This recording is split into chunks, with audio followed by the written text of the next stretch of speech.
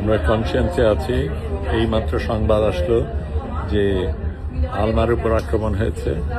খানিকক্ষণ পরে ওখান থেকে সিগন্যালে থেমে গেল। এখন আমরা সবাই এখানে জড়ো হয়েছি, সবাই উদ্বিগ্ন।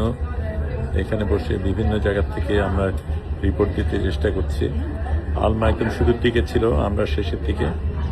কাজেই আলমার উপর যা হচ্ছে সেটা আমাদের উপরে হবে সেটাই অনুমান করা যায়। সেই কারণে আমাদের জন্য এটা বিশেষ তাৎপর্যপূর্ণ। এখানে অনেক দেশের মানুষ রয়েছে, প্রত্যেকেই যে যার মতন তার নিজের দেশে জানানোর চেষ্টা করছে।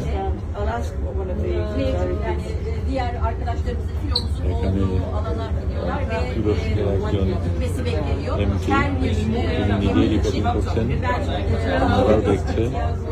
এখানে বড় স্ক্রিনে আমরা সবাই দেখছি।